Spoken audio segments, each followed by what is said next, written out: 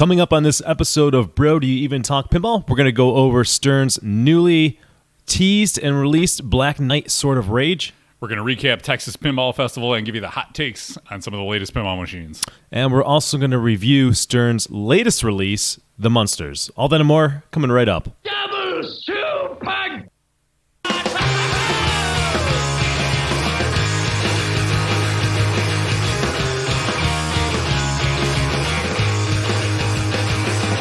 I need a ramp.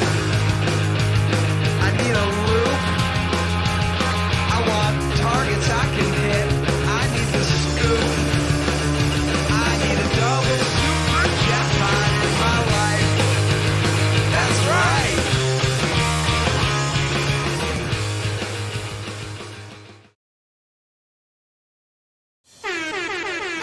Yo, what's up, pinball players? What's up, everybody? What's up, pinball players? Welcome. It is Thursday, March 28th. I am Nick Lane. Kevin Manny. We didn't have Rudy to introduce us, so I figured we'll mention our names once in a while. That's right. Yeah, so That's us. If you don't know us by now, Gotta get some notoriety.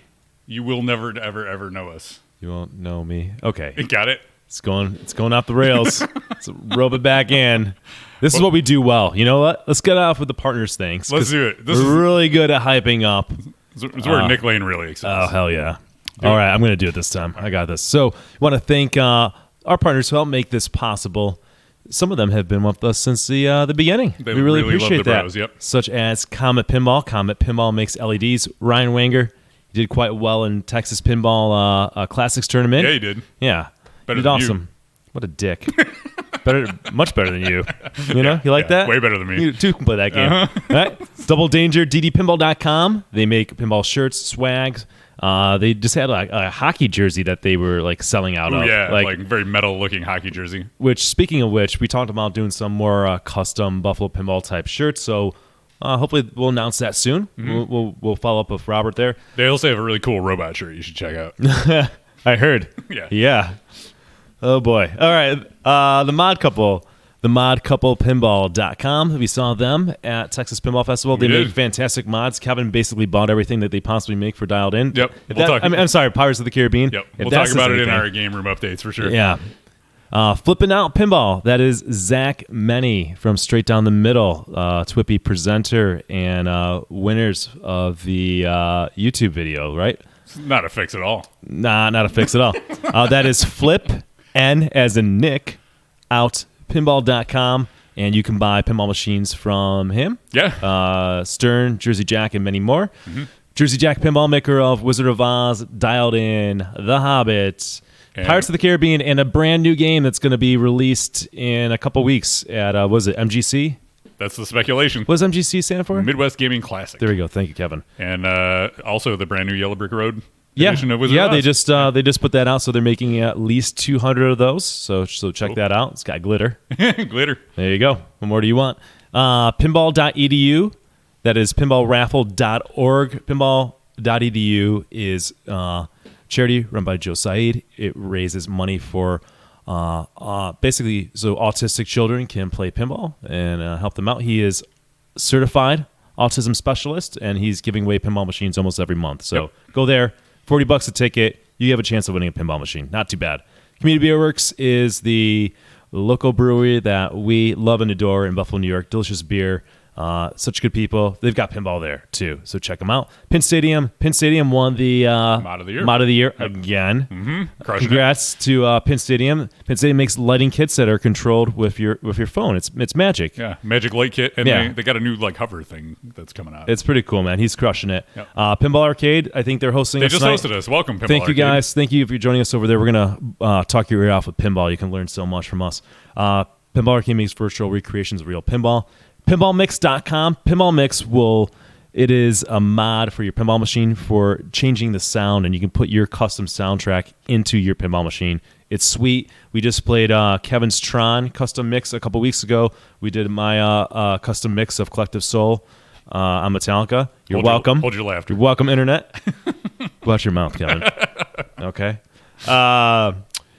You can actually save. I'm going to highlight. Most of these folks have coupon codes of Buffalo when you type it in, so just throw it in there and see what happens. Yep. But with pinballmix.com, you save 10%, and you get an Easter egg in that. So very cool. I saw. What's he going? Stephen Haberman. What's he going by now? He always changes his name every 2 minutes. He is Habermania. Habermania. He was Pin Daddy, Yep. and he was He was something else before that. He was. He's Identity Crisis. He was just streaming his custom mix today, so I checked that out. Very cool. And then last but not least, Titan Pinball. Got to finally meet Eric in person. Awesome guy. Awesome guy. Makes silicone rings, among many other things. He makes this awesome floor mats for your game room. And believe me, it's well worth your money. Check out TitanPinball.com. And again, they got a coupon code. All right. We did it. We did it. I feel like I'm a podcaster. I feel like I can do this. We've Feeling done a few of these. Pretty good. 37 episodes. I've been In a row. I've been super excited for this podcast. So Oh, I usually am, but we went to Texas Pinball Festival, and we want to talk about all that goodness. But coincidentally, this week we got some big news. 2 Kevin? days after the Texas Pinball Festival, we got news. Yeah? Yeah. All right, go ahead, take it away. It's going to be, where's our photos? Come on. You can do it. There it is. Sort of. Black Knight Swords of Rage. It was supposed to be on. Ooh, don't show that. That's not. No, That's it's supposed to be the Kevin. Oh, I had it on the first Good one. thing you Oh, guys are God. listening and You not guys watching aren't this. seeing Kevin all this. is. Ugh. Oh God, I'm giving. Why does it keep going back? This to is why we don't win Oktoberfest? podcast of the year, Kevin. This is why we did not win. This is it. We're not even We're nominated. almost there. We're almost there. There's some Black bunch Knight. of losers. There we go. All right. All right, almost there. There we go. One more. That's what you were supposed to see. There you go. We got there. in the Thanks, end. OBS. All right. So Black Knight Surge of Rage, the brand new game from Stern Pinball. Yeah. Based on Black Knight, which was, I think, 1980, and then Black Knight 2000, which was 1989. Steve Ritchie's brainchild. It's the Black Knight character comes back with his Sword of Rage, even though he's got like a flail in his hand. And he's got a flail on the back glass, and there's really no sword to speak of And that we there's can see. Maybe there is some sort of rage that's going on. Yeah, I think there's a But- sword on the side of it. Maybe in the story they'll incorporate it. So it comes in 3 variations, as you would expect from a Stern Pinball machine, Pro, Premium, LE. The Pro does not have an upper playfield. Which is not very Black Knight-esque, because Right. that game was it the first upper playfield, right? I think so, yeah. First, First, like- maybe Flash Gordon was the first one, but that was like the first one with multi-ball or something. Yeah, I but don't yeah, know. it's one of the first ones, right? Yeah. That was like what made Black Knight special. Yep. But the big difference is like the upper playfield now is clear instead of solid wood, which means they can have a whole playfield underneath the upper playfield. Yeah. So there's pop bumpers underneath and shots and stuff that you can see. So I think that's a step in the right direction, because one of the kind of drawbacks of the upper playfield was that basically you're always just trying to get up there to be playing up there, because Right. that's where all the action took place. Now there's a lot of action I can see taking place on the lower playfield. The main toy is the knight. There he is. He's got a flail in his right hand and a shield in his left. And the flail, from what I understand, can either send the ball flying back at you or away from you. That's interesting. Yeah. I can't wait to see that in action. And the shield moves up and down, and I think it bashes forward too, so it can it smash the ball back at you. Too. Okay. Yeah, I know you can get a ball behind it, right? Yeah, Like, that's how you what lock you're trying balls, to- right? I think so. Yep. So it's great, cool new toy from the ground up. Looks great, very well molded and crafted. Kudos for not using a Matchbox car this time. Yeah, where's the spring? Oh, that's not. So here's some of the upper playfield action. On the premium and LE, it feeds right to the upper playfield, as you would expect. It's sort of, if you kind of imagine this in your mind and you're familiar with World Poker Tour, it's sort of like that. It looks like it plunges right up there, and then you're kind of just hitting that flipper. Yeah, and that's like the other Black Knight games too. You plunge to Yeah. the upper playfield, so that makes sense. I don't think it doesn't look like, I was trying to understand, it doesn't look like there's a ton to do up there. It looks like you're just trying to like lock balls up there, and that's it. But I could be wrong. It's hard Yeah, to, it's hard to make it out from all the pictures. There's a pretty cool lock mech. There it is there. If you're watching the video, you can lock 3 balls up there. It looks like there's a little horseshoe ramp up there too, and maybe an up kicker there. See that? Looks like that's maybe like another way of getting up there, right? So maybe Yeah. maybe 2 ways. But it looks like I don't see any targets up there or anything like that. It looks like you're just locking balls. Again, I could be wrong. Yeah, lights your locks there, and then Yeah, you lock light, it so up in light there. lock and then lock it. So, I mean, it's not an automatic that the Pro is going to be bad because it doesn't have an upper playfield. A lot of people, I've seen this in chat, like Game of Thrones Pro better than the Premium Morelli because they don't like the upper playfield for whatever reason. I actually like the Premium Morelli. I'm weird.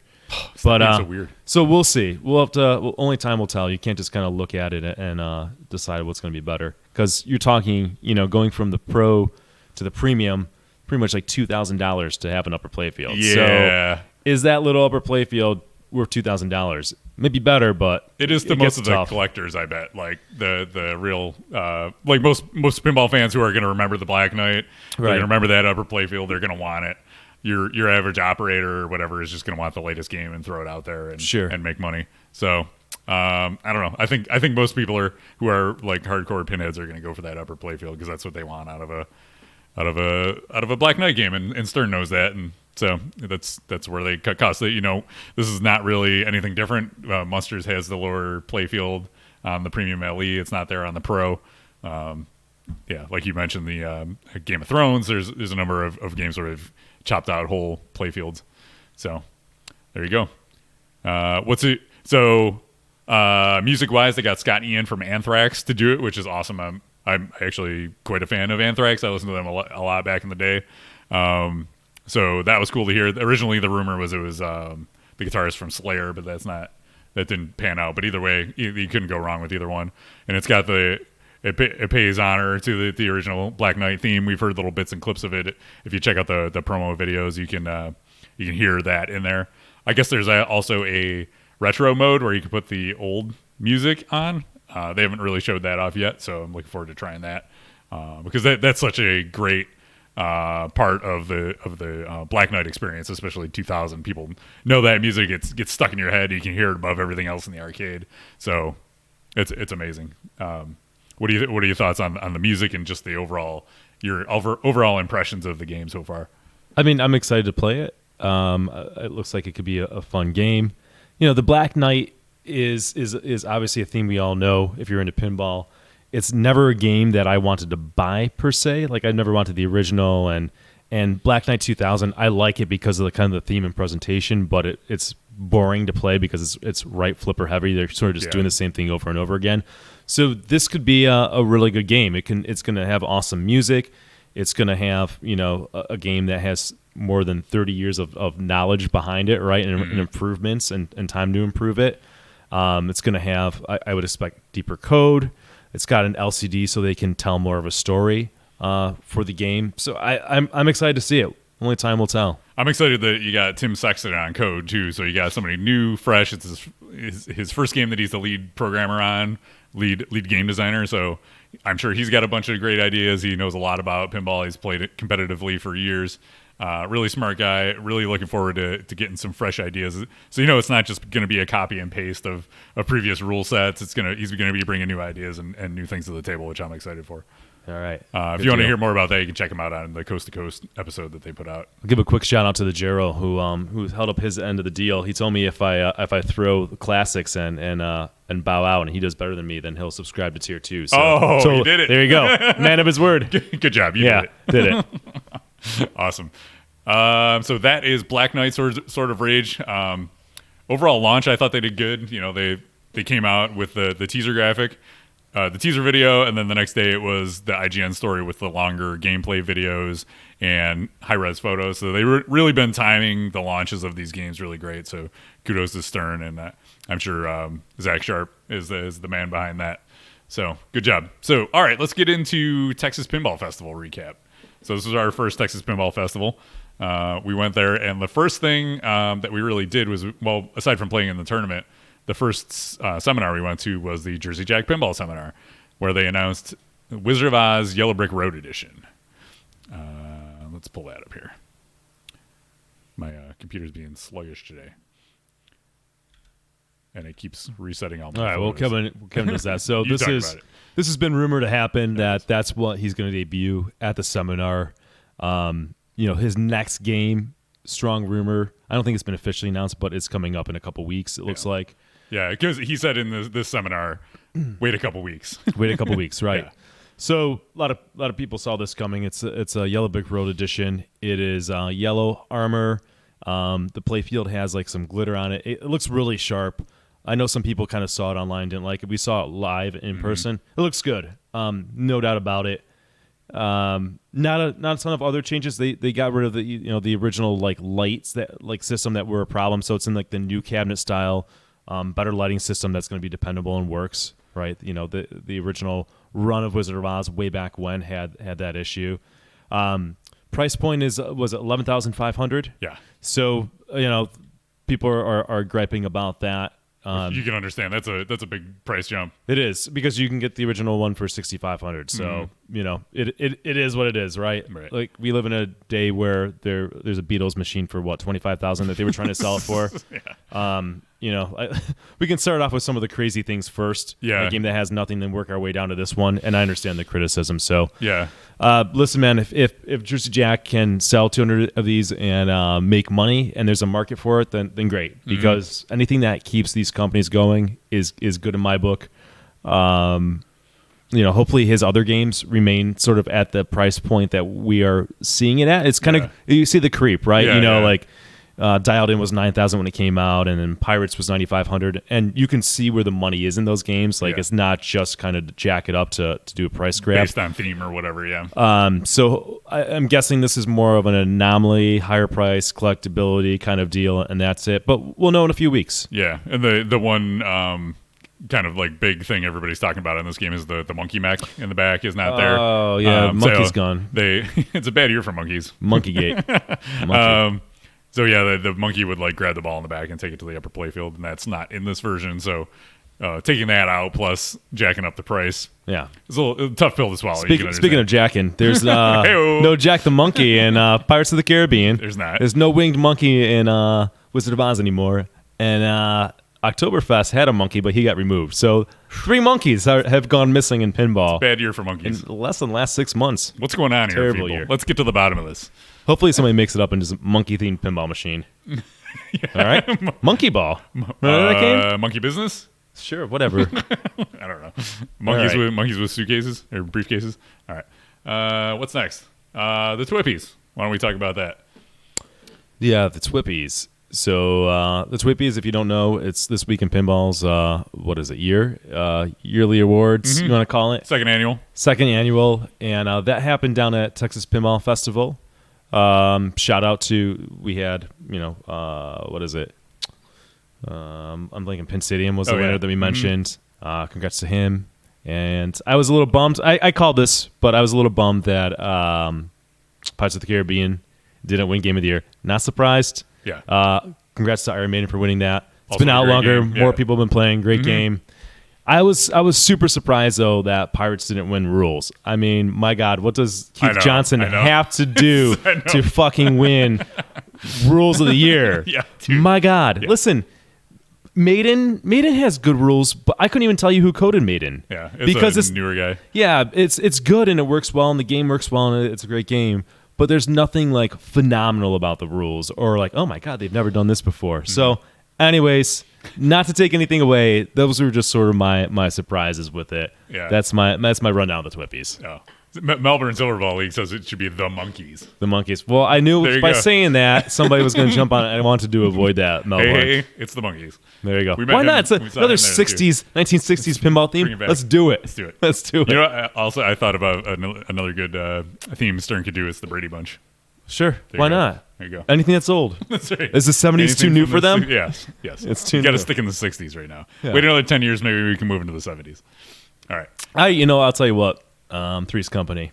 I'd be in on that. Well, who would have thought that? That used to be our alert. Yeah, I'd be in on that. So also just want to give a shout out and thanks to everybody who voted for us.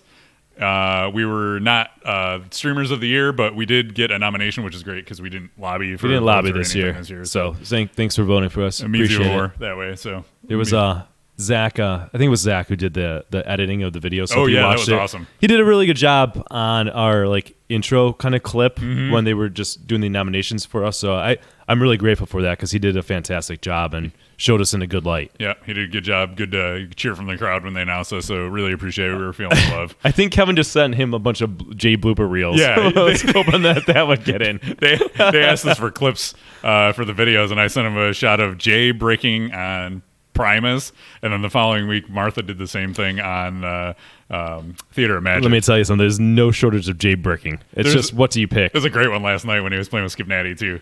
The trap up, and then I'm going to think about this, and then just hitting a post and straight down the middle. JB and J. It's a signature move. All right.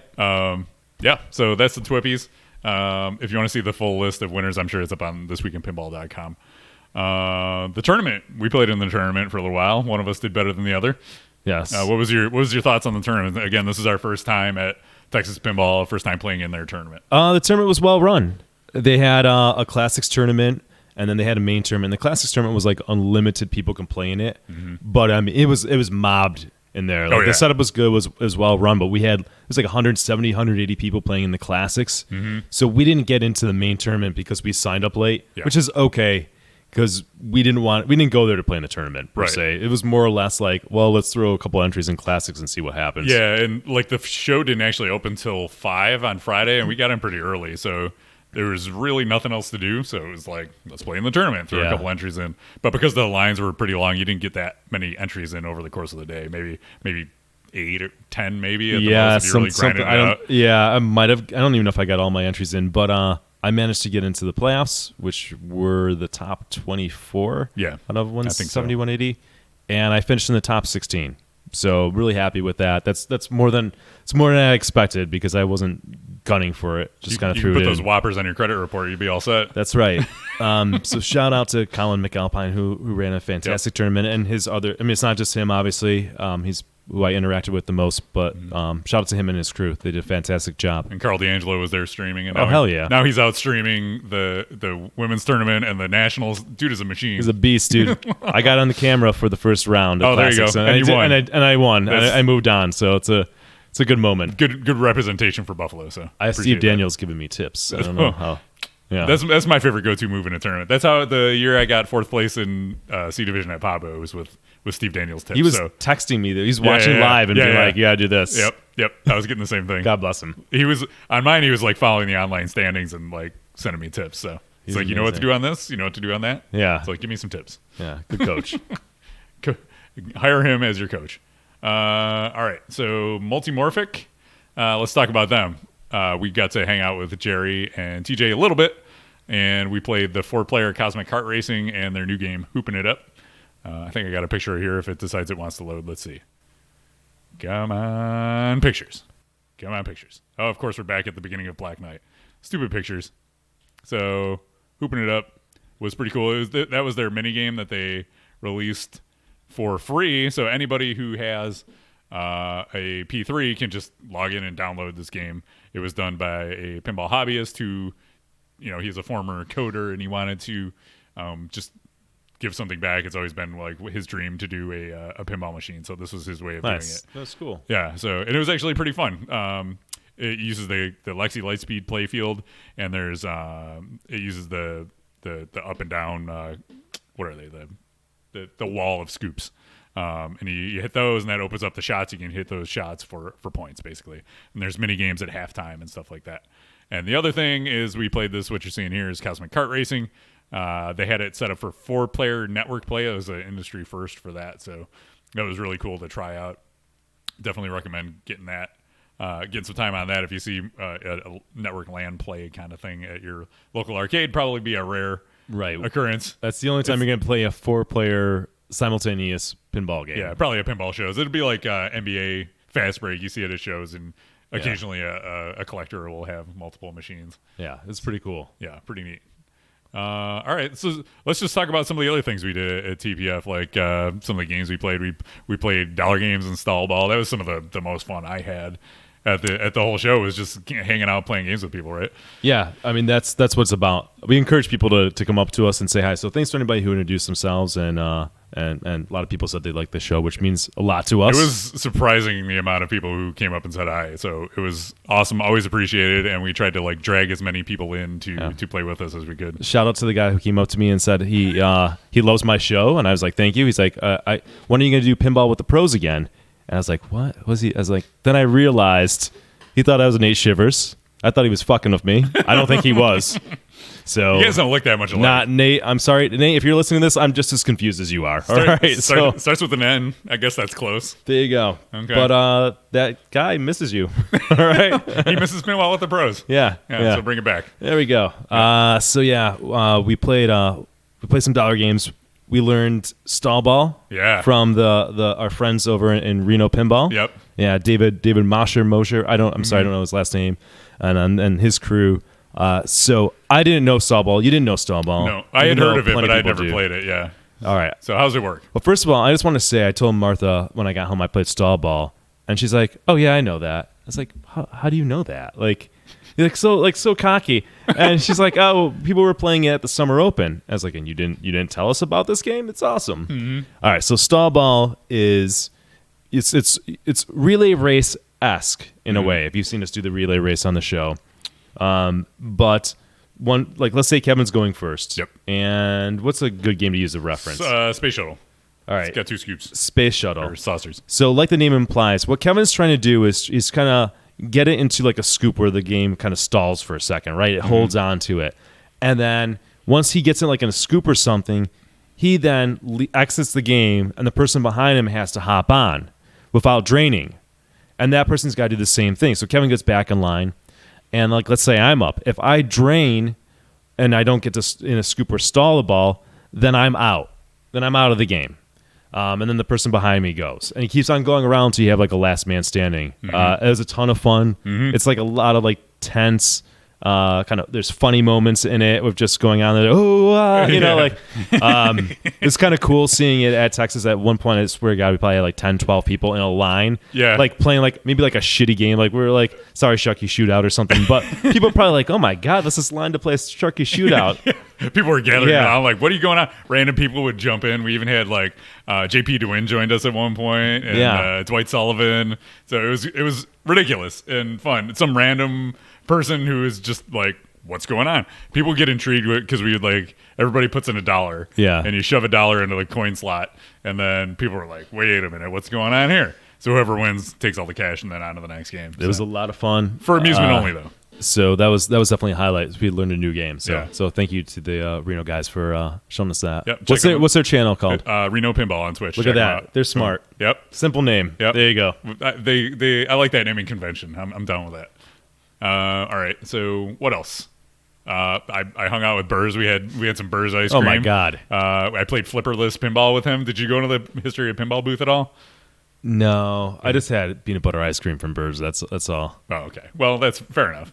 Well, we met the Gerald, like you mentioned earlier. Yep. Met some fans that wanted pictures and stuff like that. So shout out to everybody out there. That was awesome. And then that wasn't the end of our adventure. The end of Texas Pinball Festival was not at the end of our adventure. We had a little fun at the airport. So our flight was originally delayed by 4 hours. Oh, we also went to In-N-Out Burger with Charles Thomas. That's true. That was the highlight. Yes. So Charles. I've never been there. Thank you, Shout out Charles. to Charles. So we were originally supposed to leave at like 6. The flight got delayed till about 10. We got to the airport, got on the plane, and we're sitting on the tarmac, and it starts hailing, like golf ball size hail as we're sitting there. And so they delay the plane a while we're sitting on it, and eventually they deplane us back into the terminal, and then we wait. And every half hour they keep pushing back the departure time, pushing it back by every half hour. And then they eventually just cancel the flight. So It's like 1 o'clock by the time they officially cancel it. So there's like still hope of going home. Yeah. You know. So I first get in line. There's a massive rush to the desk to like rebook your flights, and then somebody in line was like, "Just open up the app on your phone and you can reschedule." So I did that, and the soonest we could get out was 7:55, I think was the flight, and with a 6-hour layover in Chicago Instead of the direct flight, which we were supposed to take. the direct flight. Yeah. If we wanted a direct flight, we could have waited a full 24 hours for the exact same flight to go out, but that would have got us back way late on Monday night. Spin Stadium said everybody had flight issues. Yeah, I mean, like anybody who was trying to fly out at that time. Yeah. you're screwed. Yeah. So we get to sleep in the airport like homeless people. That was pretty fun. Yeah, we were just trying to find like where do like all the food places are closed. The airport feels abandoned, and you're just trying to like find where can I like just close my eyes because we're exhausted. I mean, we were just at this festival for 2 days. All right, so you don't get great sleep to begin with, and you're sort of like just shell shocked with all the lights and the sounds. And my God, you just want to sleep, but of course you can't. There's no like horizontal surfaces in there that. So all the seats you sit in when you're at the terminal have armrests that don't move, so you can't lay down there. So I'm like slouched down in my chair. It's designed to make you miserable. That's what the airport is. Trying to pass out, and there's people behind me like bouncing in the seat, like waking me up every 15 seconds. So we ended up going over. They have a monorail that takes you between the terminals, and we found some flat surfaces there. So we slept there for maybe an hour or so, and then it was time to get up and go because there wasn't time to like go get a hotel or anything. Yeah, because by the time you go and come back, it was only like 4 hours. You would have had to go back through security and everything. Yeah. So whatever. Let me just sum this up. It was shitty. It was a shitty experience. But it was an awesome festival. I'm glad we went. I was telling Kevin, next year we're going to go to a different festival. So every year we're going to try to go to a different festival and event. I think that keeps things fun and fresh. But I highly recommend Texas Pinball Festival. People were saying it's better than Chicago Expo, and I guess I'm going to fall in that camp. I would say it is. It's kind of the new king. Yeah, it didn't have any major announcements this year. That was like the one thing that would have really put it over the top. And I think it's built up that reputation. So when there wasn't any, especially people who weren't there, they were kind of hanging out waiting for awesome news to break, and it really didn't. Because I think pinball companies are just going to announce when they're ready now. It's like you're not going to announce just because there's a show. I know Jersey Jack said he wants to announce when he's ready to ship games. So smart. We learned a lesson from Pirates, so that's what you got to do. And I think you were saying like, why wasn't Black Knight announced at the show? But I think it's what you said. Like they probably don't want to take away sales from Munsters, right? They're trying to sell Munsters at the show. Why would you just throw something else in the mix? Yeah, they had all these games. I get it. They had like dozens of games in the Marco booth that were pre-sold to people, and so they were taking they buy them at a slight discount to have them played at the show, and then they take them home. But if you're going out of there with your brand new Munsters feeling great, getting the brand new Stern machine, and then they announce another game, you're going to be like, well, what the hell? Yeah, or you're going to try to like change your order or something like that. And plus, they can control it so much better. I mean, Stern's got it down to a science with like the interviews on Coast to Coast, the IGN articles. Like they reach a much bigger audience. They really can control that experience. Yeah, they've got their nice polished teaser videos all ready to roll at the start now. So they got it down. So who can blame them, really? It's like people say the same thing to draw a parallel to the video game industry. Folks are like, why does E3 exist anymore when Nintendo does their Nintendo Directs all the time and they just announce when they're ready, when they have news. It's a different world. If this was like 10, 15 years ago, you needed a big industry show like that. What's up? The global lifestyle brand, Sergeant Ski. Can I give a shout out to Scott Denisi? I played a bunch of games with him on Saturday morning, I think it was, and he's got a t-shirt maker at work, and he had different shirts every day, and the one he wore on Saturday was Pinball Life, a global lifestyle brand, which it was amazing. So that's a joke because Stern called themselves a lifestyle brand? Yeah, that's what they put in all their like boilerplate and their news releases and stuff, that they're the lifestyle brand. What does that even mean? I thought they were a pinball manufacturer. A lifestyle brand. Mm-hmm. Okay. There you go. I'm lost for words. Let's move on. All right. With that, let's give our...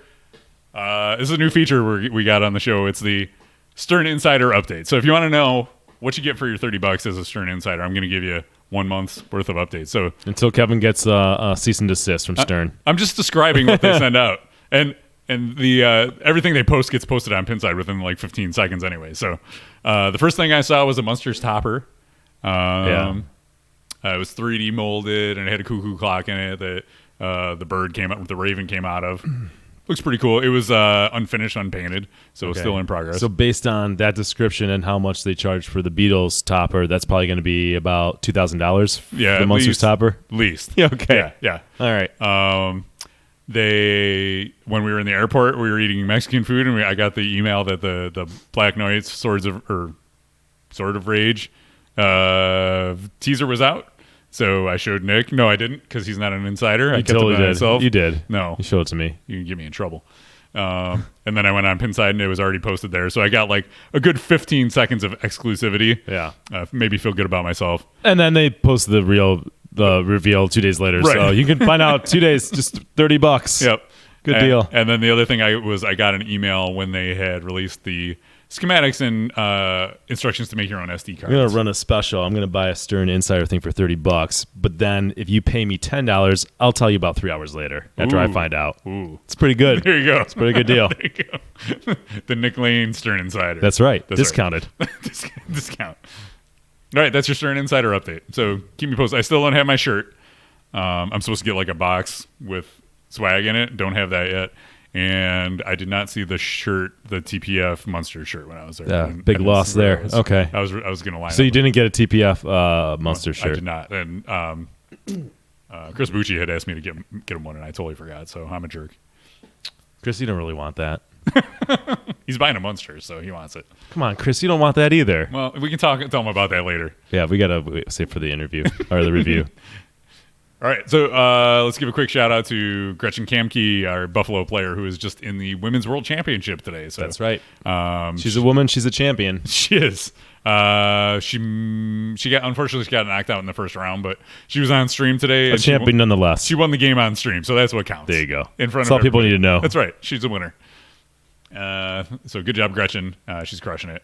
Let's talk about Dan Burfield's art show. You talk about Dan You Burfield's talk art show. about it. Dan Burfield's got an art show. There it is. There you go. There's that. Let me you talk about that while I pull the graphic up. All right. Kevin didn't prep me for this. Pinball famous, pop icons, and pinball art. All right. So Dan Burfield is part of this pinball art show. It is April 26th through June 16th. It is at the Art Smiths of Pittsburgh Arts and Cultural Center. Let's see. What else can we do? Go down, You can go Kevin. opening night. You can meet on April 26th. You can meet Dan Burfield himself, have a cocktail, and take Well, a picture. that's worth it. Picture with a custom selfie wall and play Lord of the Rings pinball. You want to definitely have a picture and a drink with Dan Burfield. That's why you want to go. That's worth it right there. So what he does is this is a new art style he's got going where he takes real pinball machine art and repurposes it into art, bringing in pop culture figures. So you're looking on the screen, you're seeing David Bowie, etc. I'm gonna read this. Inspired by the work of Andy Warhol, Burfield combines his passion for upcycling pinball and arcade machines with his love for pop icons and repurposed commercial art.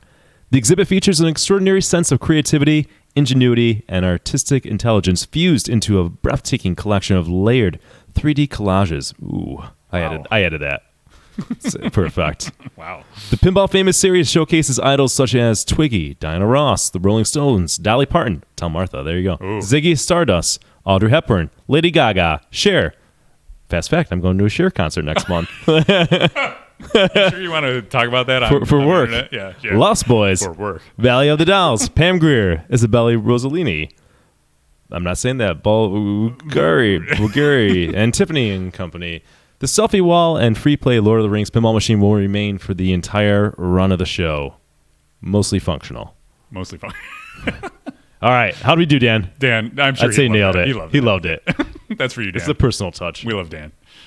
So go check out his show. The other thing he asked us to mention was that he's not going to be at Replay FX this year.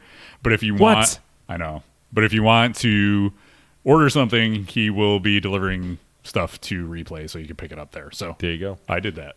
That's I got right. Something coming. I got a Burfield. We're our coming. biggest market, he said, right? Buffalo's his biggest market. So That's right. You guys are doing it.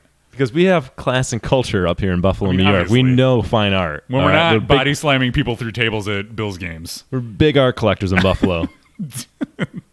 All the class. All right. You ready for some hot takes? Oh, no. It's not time for hot takes yet. It's time for game room updates. Getting excited. Yeah. I know, go ahead. I'm gonna fall asleep for 10 minutes. Kevin's got a bunch of updates. I'll try to make it quick. I got nothing. I'm jealous. I got a new pinball machine. It's a Terminator 2, and so the reasoning or the thoughts behind this was I had a Stars on loan that's leaving, and I can't possibly have a hole in the lineup.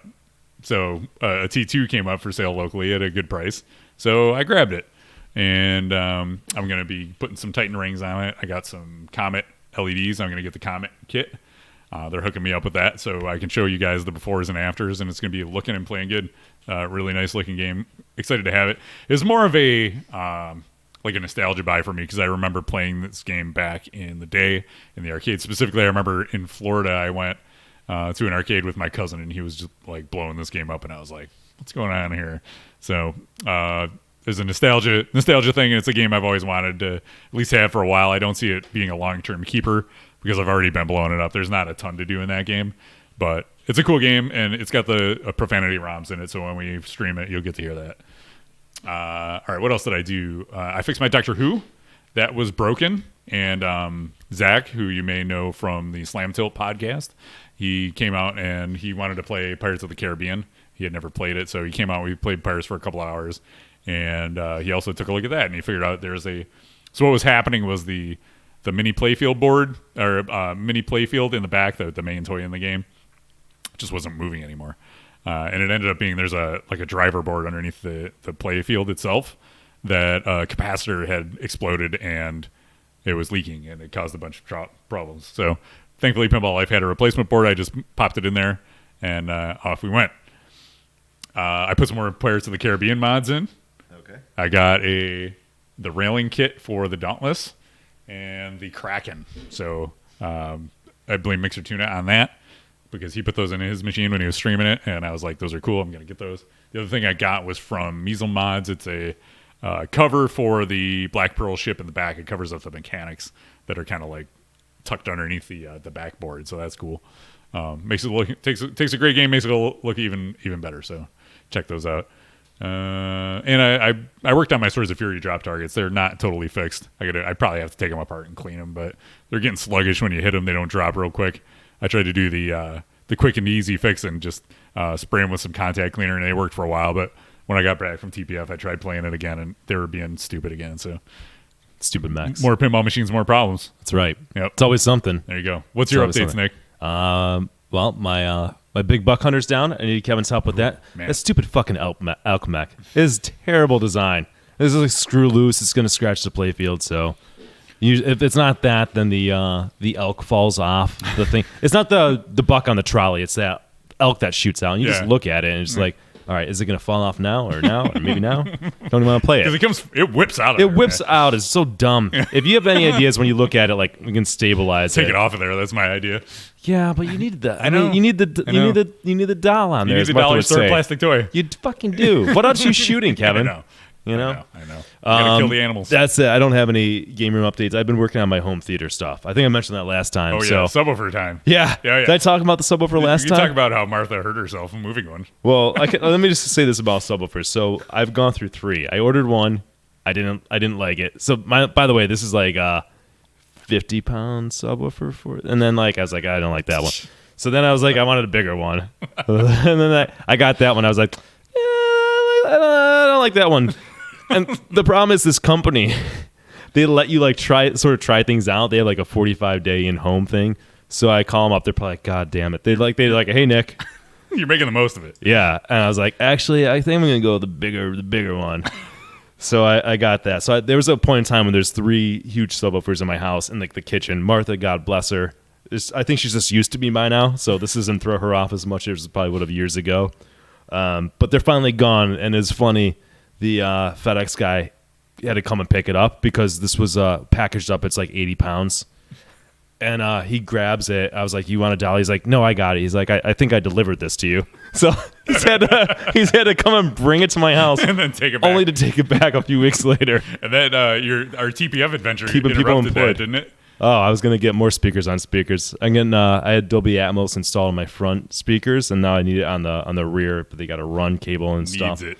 So, yeah, that TPF flight, American Airlines. Hope you're fucking happy. I remember seeing that on Maslow's hierarchy of needs at Yeah, Dolby it's a need. Atmos. It's near the top. It's a need. It's a need. This is my current sickness obsession, so it's always something. I'm gonna run out of things to do with that. Oh, that's me. That's my game room update. All right. I love it. And Martha injured herself. You didn't talk about that. Oh well, Martha's had like back issues. All right, and then she thought she was better like for a couple days, and I was like, "Can you help me lift the subwoofer?" And then she like hurt herself on the subwoofer because it's like 80 pounds. So yeah. That's how you know your subwoofer is too big. She's like, that's it. No more subwoofers. No more subwoofers. Yeah. Perfect. All right. Time for some pinball hot takes. And you started off because it's going to inevitably screw up my pictures, and I'm going to have to cycle through those. All right, so we're gonna do some hot takes, and we're also going to upload these and kind of have these cut out on our YouTube channel, so it can be enjoyed for years to come in a bite-sized fashion.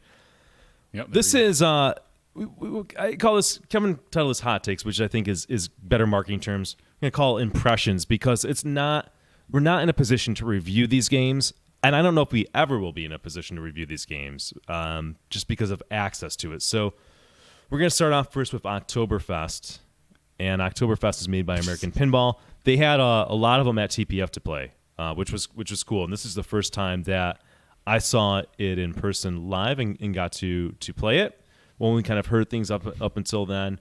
And I got to say, you know, I think some people don't like the theme. I'm kind of positive on the theme of Oktoberfest because as an operator, we've got a lot of our games in breweries and bars, so a beer-themed pinball kind of makes sense. And people clamor for original themes. So here's an original theme. You think about some of the themes made in pinball, like Future Spa. I mean, we don't even have to go to extreme like that. But like there used to be a day where they just made any theme and anything, and it doesn't have to make sense. It could be the craziest thing in the world. I think Oktoberfest as a theme can certainly make sense. It's not crazy, and it can have sort of a natural home. Stepping up to the game, I thought it had some curb appeal. It's rather attractive with the colors in it, and I think what it does, sort of just kind of looking at it visually, is it looks like it's fun because of the colors, and I think that's important. Not all pinball games have to look kind of these kind of bright colors, right? You know, you can have a game like Walking Dead because of the theme, it's darker and like that. But this just looks like it's just a fun, bright game to play. It almost harkens back to maybe like the 90s or something like that in it. So I liked how it looked. The theme is fine. I think the art's solid. It looks kind of like it looks legit. It looks like sturdy. It looks like quality in the wire ramp forms. There's nothing like chintzy about this game. Well, almost nothing chintzy about this game, right?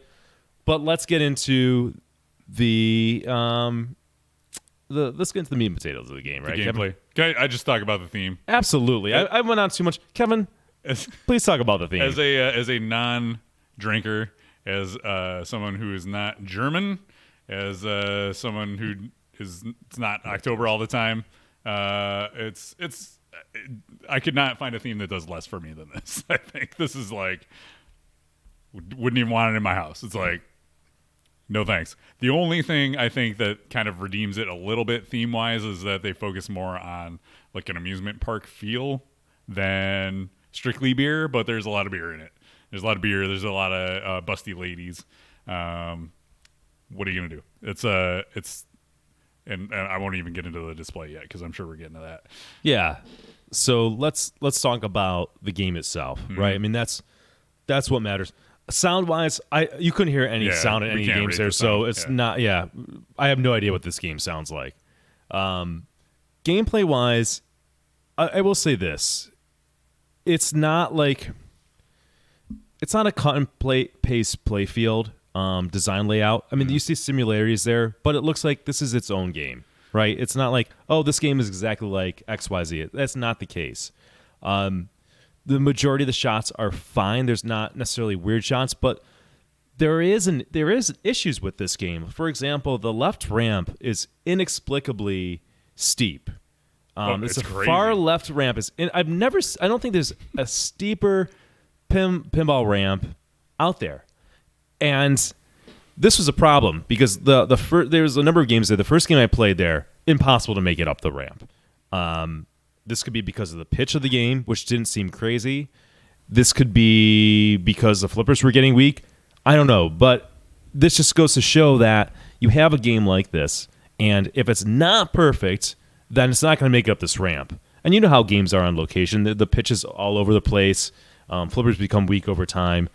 That's where you lock multi-balls. That's how you start a multi-ball, is that left ramp. You cannot hit a main shot in this game. I don't know how they fix this. And we played more than one game there, and it was a problem of all the games. Some games I was able to make the ramp, but it wasn't consistent either. I mean, you're like crossing your fingers that you can hit the ramp, and a lot of times it had to be the ball was sort of in motion on the flipper, right? You couldn't just stop from a stalled position. Exactly. I don't get it. I mean, you just look at this ramp and you're like, how did somebody make that? I mean, it just looks impossible. I kind of blown away by that. The other issue with the game, I would say the side ramp, like the upper ramp, that was just like, I mean, I hit it 1 out of like 6 times. It just, I couldn't find it on the flipper. I wasn't hitting it. That seemed like an issue too. Just really kind of surprising things about the game where you can't hit ramps. There's 2 ramps in the game. You can't hit them. Now, I'm saying this as a player who's ranked in the top 1,000. I've been playing for 8 years. I play a lot of pinball. I'm a good pinball player. If I'm having trouble with these shots, then what the hell does that say for everybody else to have a hope of hitting them, you know? Yeah. It's I didn't find the game to be particularly satisfying to shoot, I would say.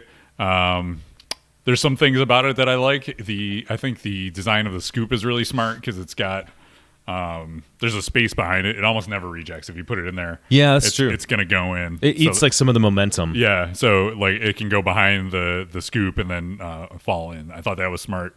The little turnaround ramp, from what I understand, they redesigned that. It was originally pretty tough to hit, but I like that shot too. The quick turnaround. That's kind of cool.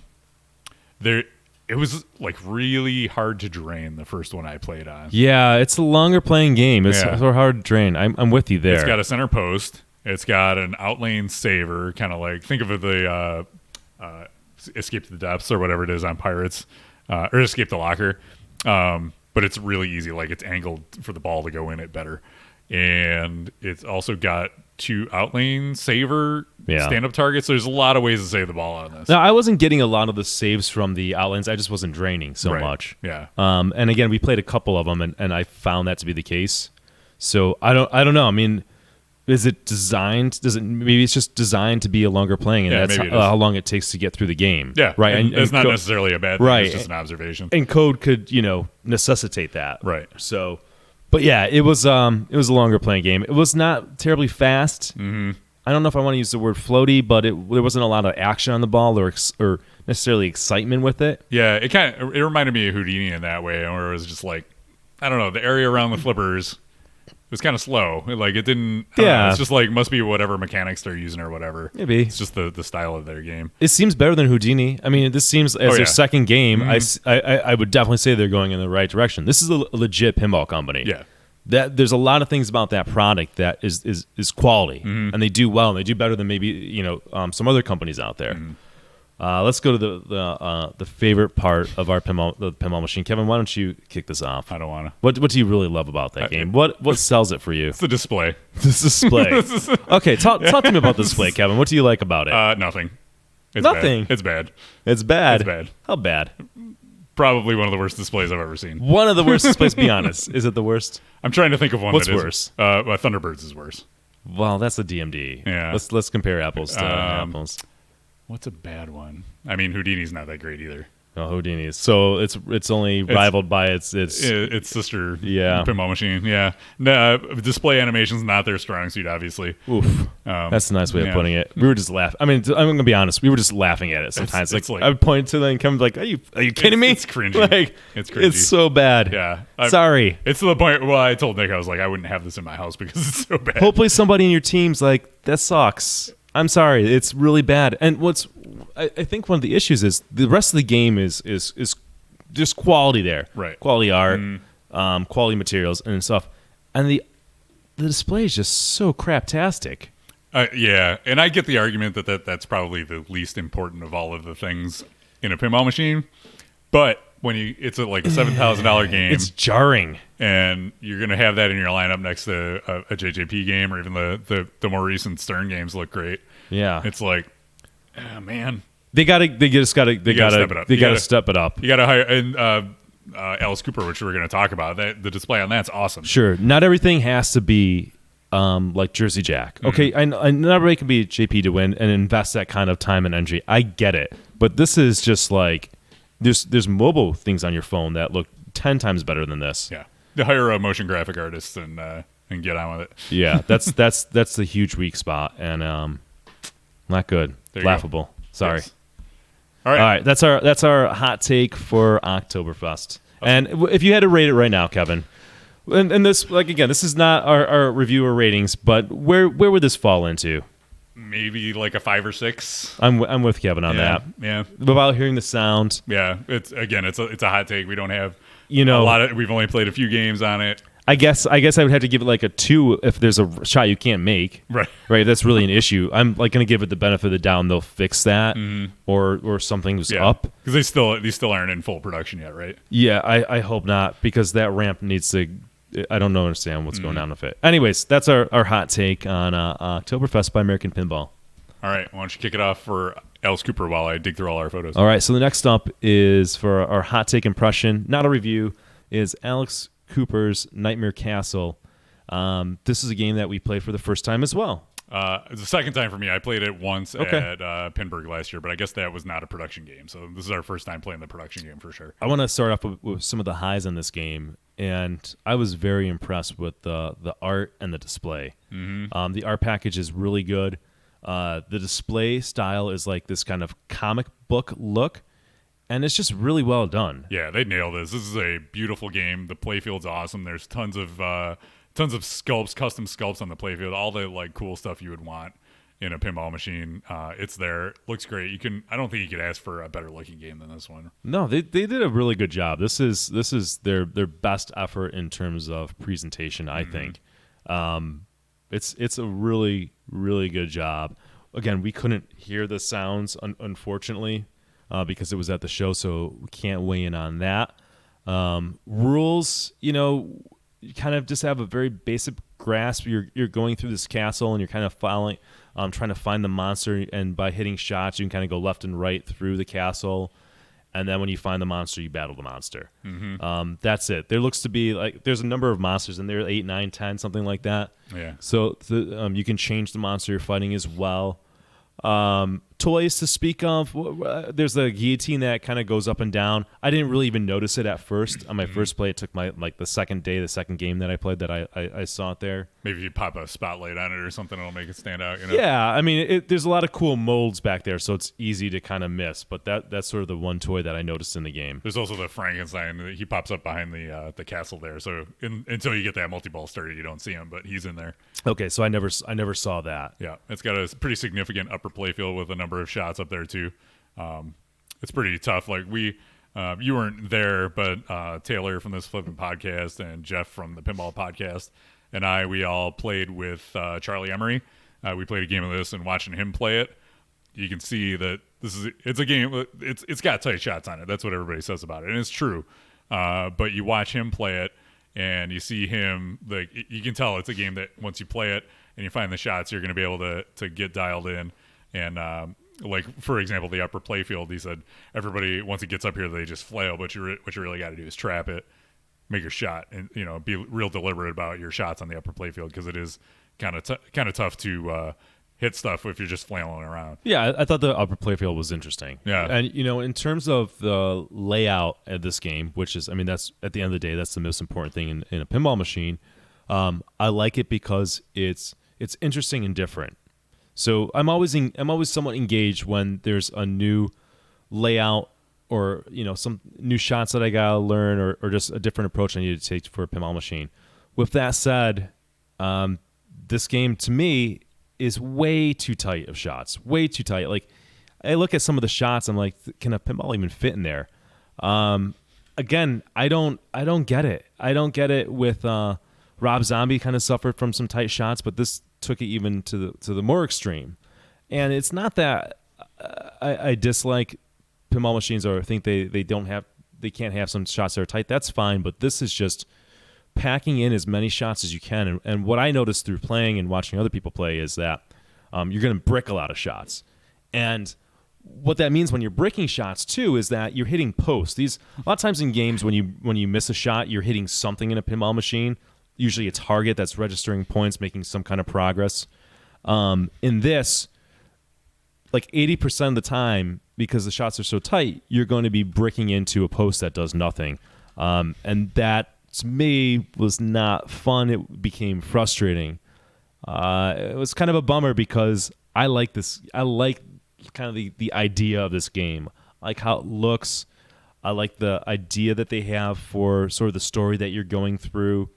The presentation is good on the display, but it wasn't fun to shoot.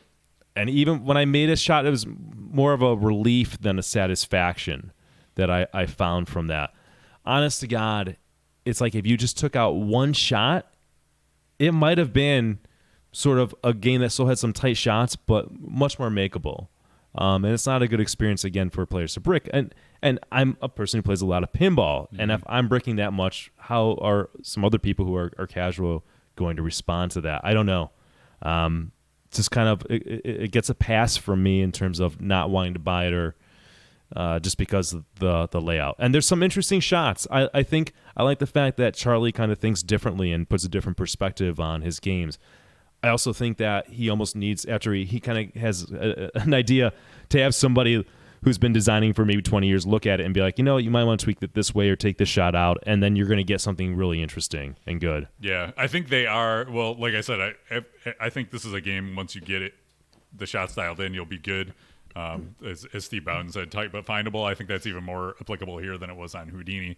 And they're also building some interesting things into the code to kind of compensate, I think, for the difficulty of the shots, like that the ball lock behind the drop target. You can kind of bring that in at any time to assist with your modes that you're trying to get through, and use a multi-ball to work your way through the game, kind of like you do on TNA, right? Like it's a tough game, it's brutal, but if you bring in the multi-ball, that gives you some freedom, some safety to kind of play through these tougher shots.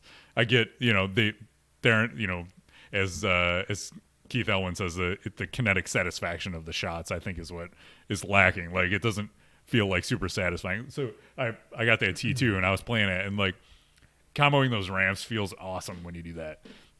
And I don't get that with the shots on here as much, but I think it's a game, once you get dialed in, even you saw Bowen Cairns playing it on the stream, and even he was bricking shots. Eventually you get dialed in, but it's going to be a tough game for your average player for sure. Yeah, I'm going to come back to that point. It's not just that you miss a shot, but on almost every other pinball machine that I can think of or look at, when you miss a shot, you usually hit like a target. That might not be your primary shot, but you still get that kinetic satisfaction. Oh, I at least hit something. Right. This is you're bricking into posts like I've never seen in a game before. Yeah. I mean, they're just, you can see There's that a lot picture. of posts, a lot of shots, a lot of posts. Littered with posts. And again, even like Houdini, they had targets, right? Yeah. Instead of posts. That presented a problem with the targets kind of moving back and forth. But at least you were hitting something, right? You can program some kind of reward for hitting those targets and bricking. Yeah. So overall, thoughts as a total package on Alice Cooper after playing it a few times at the show. What do you think? What about Alice Cooper? Yeah, overall thoughts, impressions. So it's a game that I would almost consider buying. Having buying thoughts like, is this a game I want? Was this a game I would spend money? If it wasn't for those the tight shots, it's too much. It's got too many shots in the game. You take one out, and it probably would have been a much better game. But I think they did a fantastic job in just the art and the presentation. So I like the direction that the company's going in with that. Yeah, for sure. I came around a little bit on it. I was not real hot on it after playing it at Pinburg, but I think the production game shoots better than the prototypes. So if you've played it in the past year or so at shows, definitely give the production models a shot. And I like it. Would I buy it? I would need more time on it. So we'll see. It's to be determined. But otherwise, I think they see the importance of having the full package. If you want to, these are games that are people are putting in their houses. You want something beautiful, looks good, sounds good. We don't know about the sound because it was too loud, but from a visual perspective, they nail it. Looks great. Displays awesome. So good job, Spooky. Chances are we'll be streaming it maybe in a couple weeks. Yeah. So our friend James is, I think, getting his delivered tomorrow. So he's going to make sure it's all set up and playing great, and then we'll get out there and bring you guys some more action on that. Yeah. Thank you, James. Yeah. All right. James is the man. Let's talk about Thunderbirds.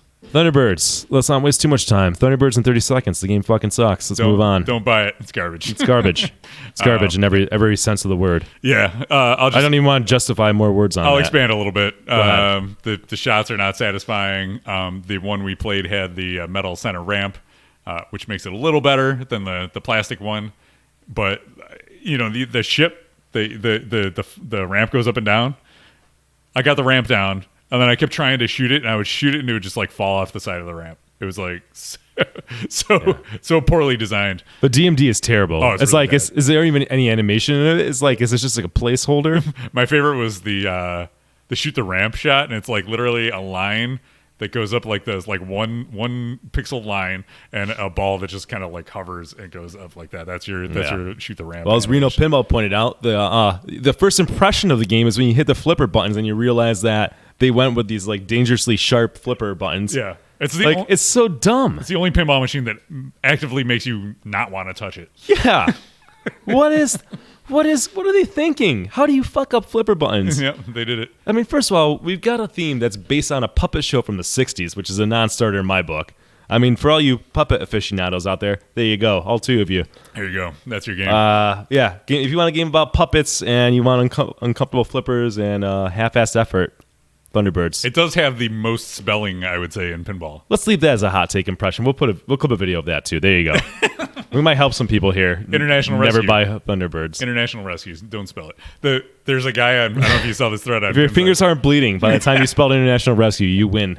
there was one for sale on Pinside, and the guy's like, "I bought this sight unseen, and I'm sorry, sir. it's terrible, and I know it's terrible, but please buy it." And he's just been lowering the price over and over and over. Oh again. God. Yeah, it's my been- heart goes out to that man, but he's learned a lesson. Exactly.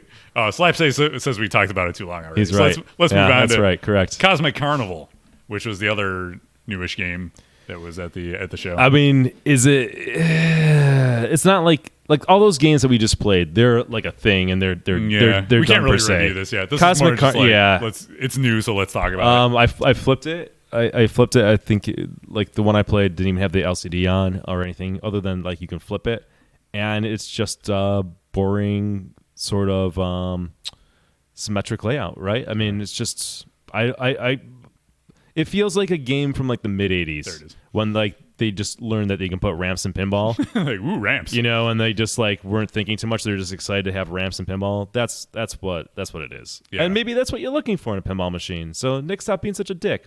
But I personally didn't, need to have that in my life. Yeah, I don't know what they're planning on charging for this. It obviously has beautiful Dirty Donnie art.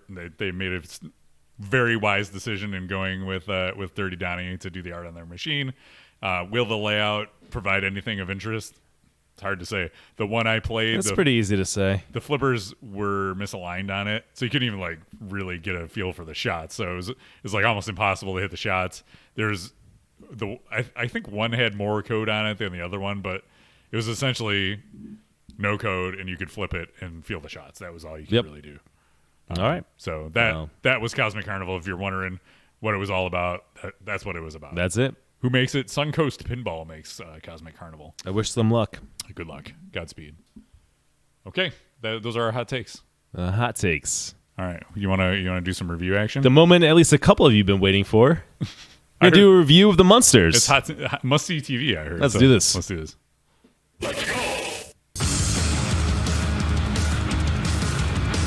I am okay. Looks like this more, at least I've got waiting for. Are you ready for your eye exam?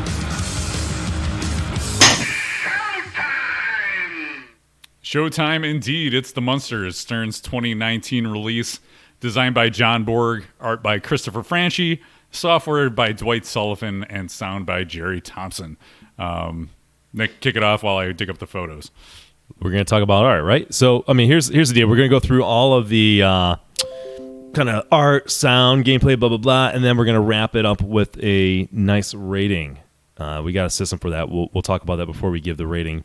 But let's talk about art, which is a good place to start so we can kind of start on a high note and then work our way down. Yeah, All right. art is probably where this thing thrives. So you're going to see some photos of some other games here, but we're getting to it. There it is. Chris Fanchi did a fantastic job. It's a really good art package. It's a good looking machine. I got to see the black and white one in person, which is on the premium, and I really like that. It's a striking thing to have in a lineup of games, and it has splashes of color like on the inserts and in other areas, and it's smart. It just works so well. I think he did a fantastic job with the Munsters, and for me that is the high point of the game. It's a pretty good look from an art standpoint. It's a good looking game. If you like, 60s sitcoms that were on TV for a whopping 2 seasons. That's right. If that's your thing. I'm battling the slideshow here, folks. Bear with me. This is half the show. You guys are missing this if you're listening to the podcast. It's Kevin struggling. Just battling this slideshow the whole time. I think we're almost there. I deleted all the non-Munsters photos. And he's flustered, so... Do you want to skip your art? You like the art. Should we move on to sound? So let me just give Franchi some credit here because this is absolutely my favorite piece of art that Chris Franchi has done on Pinball Machine. I think he absolutely crushed it, and it looks great. All 3 models have something interesting to offer. The premium or the Pro, I think, might be my favorite of the color. Like you said, the art on the premium has that cool black and white feel, and a little pops of color with the green and stuff like that. They bring in some good visual effects with the lighting on it, and that's the Pro right there that you're seeing, and that's the LE playfield with the lower playfield, which we'll get into. But art is amazing, very well done. It's one of those busy kind of playfield, so if you like more empty kind of white space in your machine, this is not that sort of game. This is one of those, you're getting a ton of art, it's packed with art, it looks great. I really love the overall use of color on this. All right, so let's talk about sound. Sound in Munsters. Well, I don't love the sound in Munsters. First of all, that child's voice is annoying, but any child's voice to me is annoying, so take that with a grain of salt. Child voice, dog barking, right around the same place for Nick Lane. You hit the left and right, there's like a wolf howling sound. It's kind of a throwback to Monster Bash, right? Yeah, there's a lot of nods to Monster Bash in this game. Some of the music actually sounds like Monster Bash, but other than that, it's forgettable. It's sort of it's got a wicked slide whistle. Let me say, love that slide whistle. This is perhaps the best use of slide whistle in any pinball machine I've seen. I think they got the real wobbly chair. I don't know. Who was manning the slide whistle, nailed it. Crushed it. All right. Yeah, you're going to hear a lot of the Munsters theme. I think that was the concern with Ghostbusters, that you were just going to hear the Ghostbusters theme song all the time, and I thought they did a good job of not doing that in Ghostbusters. You had it when you started, but then once you got into all the modes, there was all sorts of different cool music and homages to the movie soundtrack. But in this game, there's not really modes that much, so you don't get that much there's not differentiation of the sound package. Would say, there's not really modes, right? Yeah. You hit a shot a couple times, and you might start like a multi-ball or like a scoring mode, but it has modes in the way Iron Man has modes, right? Like it's that kind of style of machine. So in other words, it doesn't have modes, right? All right, you guys know what I'm talking about, yeah. Yeah. So I think features. It has features. I brought that up because when on Ghostbusters you get into the modes and they're all unique and distinctive, and on this it's just kind of like everything just kind of runs, and the whole game kind of sounds the same when you play it. There's not different. That's a good way to put it. Like, you don't feel like you're going into different parts of a world or something. All of a sudden you blink, and you're like, oh, I've got Monster Madness lid. Okay, sure. What's next? Toys. There's some toys on this game. There are some toys on the game. We'll start off with the Pro, and on the Pro, I guess you can call this a toy. It's Herman. It's a pretty lame bash toy. He's kind of positioned normally where Sparky is, but to the left a little bit. He's less kind of cool than Sparky, because Sparky is really animated on it's a good use of a spring, Stern. You kind of crush it then. You're just trying to repeat it. It's a spring with a coil on it that makes it move. That's why. Sparky, yeah. Yeah. This guy, Herman doesn't move, does he? Well, this was the debate. I think we were talking about this on the Bro Show. I guess he bounces back a little bit. It's really lame. Yeah.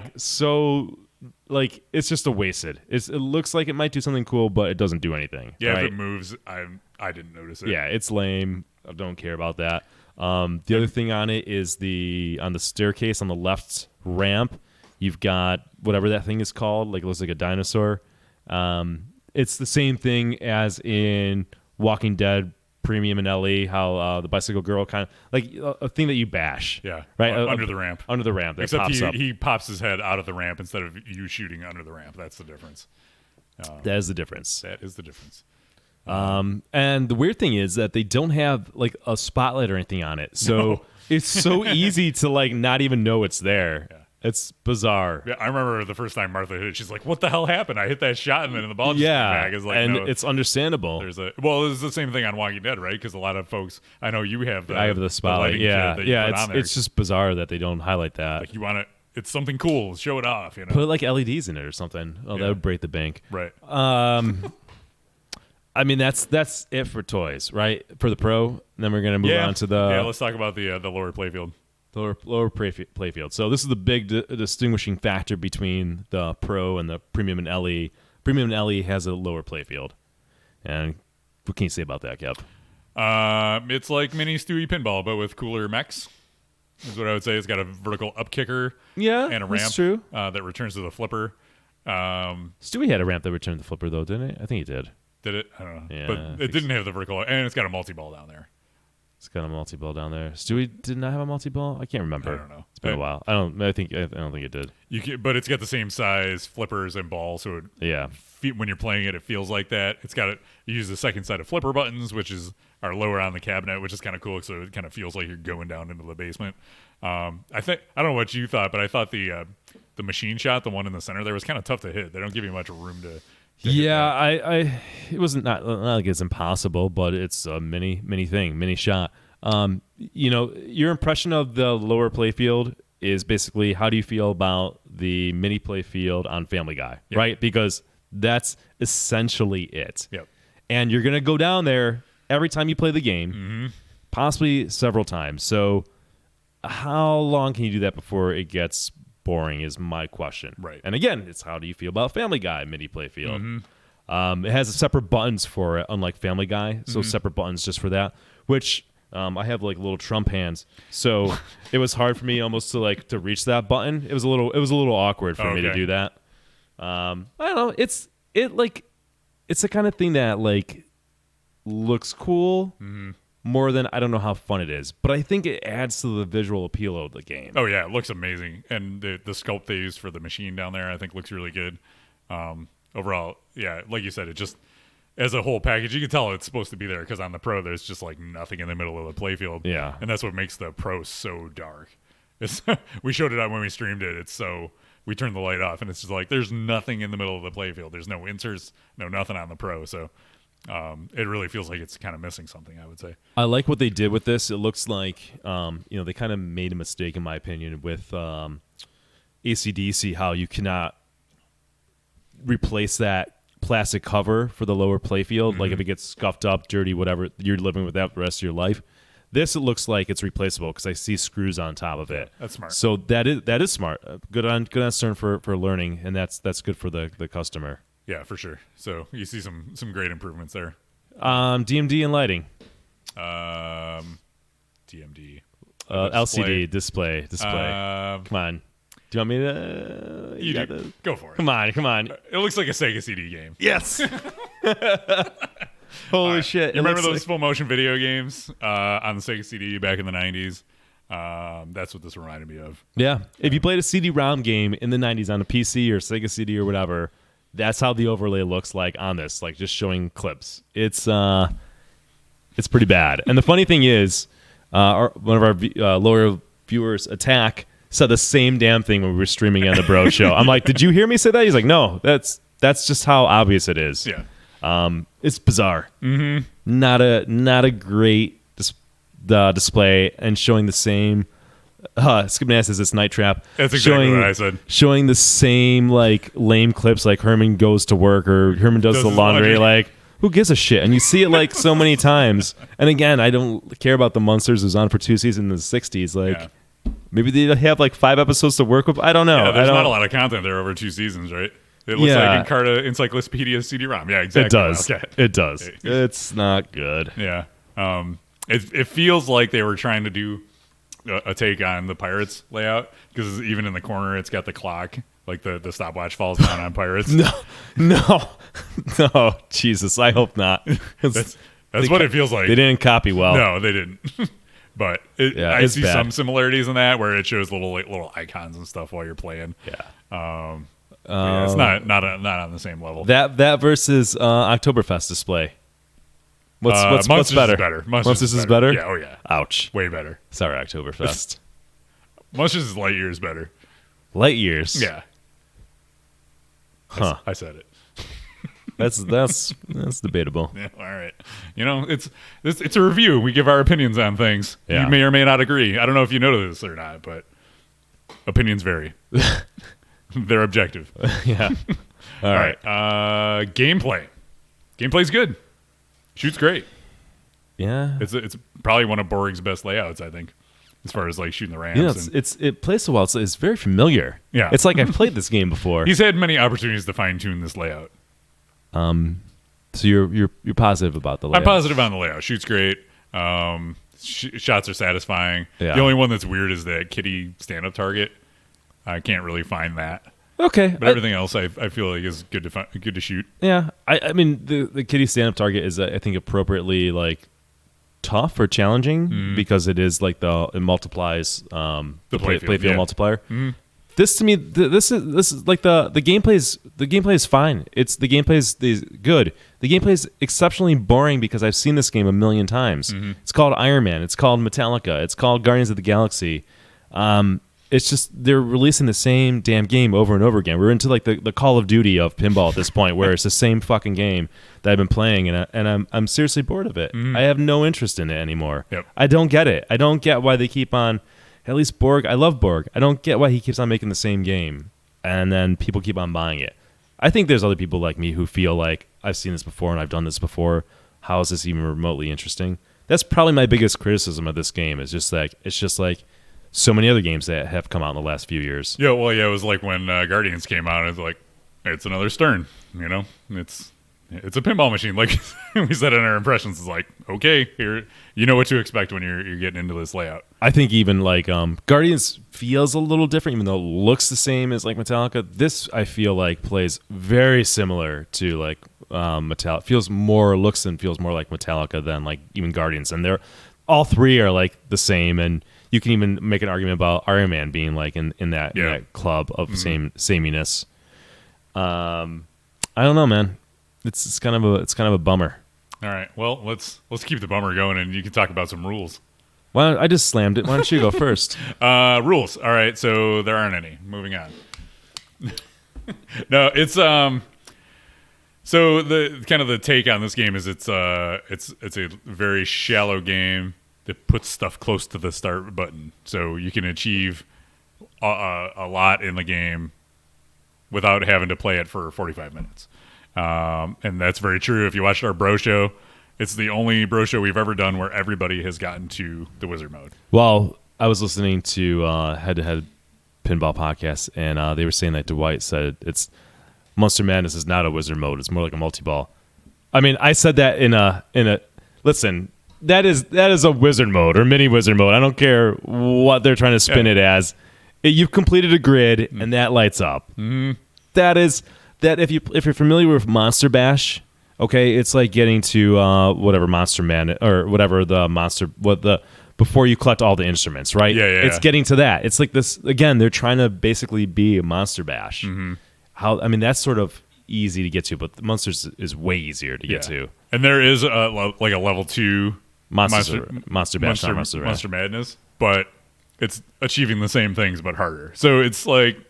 It's not like a mini wizard mode in a traditional sense where it's something on your way to the ultimate thing. This is more like if you got to the wizard mode on, say, I don't know, like Johnny Mnemonic, and then it starts you back at square one, and then you got to go through it all again. It feels like that, like you're just starting over from scratch. Yeah, after you do Monster Madness, first of all, it gives a big presentation, bigger than any multi-ball start does in a pinball machine. So don't tell me that. And then when you're done with it. Guess what? You do everything again, and you go to another level of Monster Madness. It's just like, dude, this is crazy. Jay Fairbrother got to the the Munster Madness. Say no more. All of us did. Well, on the Bro Show, like people were doing it on like the first or second game of it they've ever played. Yeah. First game I played on, I got it. And then who wants to be rewarded by doing it again? Like, I don't get it. It's just bizarre to me. Maybe this game is just not for us. Yep. And that's fine. Yep. It wasn't marketed like that, so that's, I think, the confusion. If you say, listen, that's not for you guys. This is for the super, super casual person who likes shows from the 1960s. That's who it's for. Okay. All right, fine. Mm-hmm. I still think there's it could be a little better, but. Yep. And that leads us into lastability. I think, so somebody asked my impressions of this game on, I think it was on YouTube, and I left this comment. I said, it's a beautiful game, shoots great, and you're going to have a good time, but you're going to see everything there is to see very quickly in this game. Yeah. And it's going to, even an average player is going to see everything there is to see really quick in this game. So it's hard to recommend a purchase on this when it's, especially for home. I think it's a great location game. Like, when I was setting up for the stream at Community Beer Works, 2 people that worked there walked up to me and told me this was their favorite game.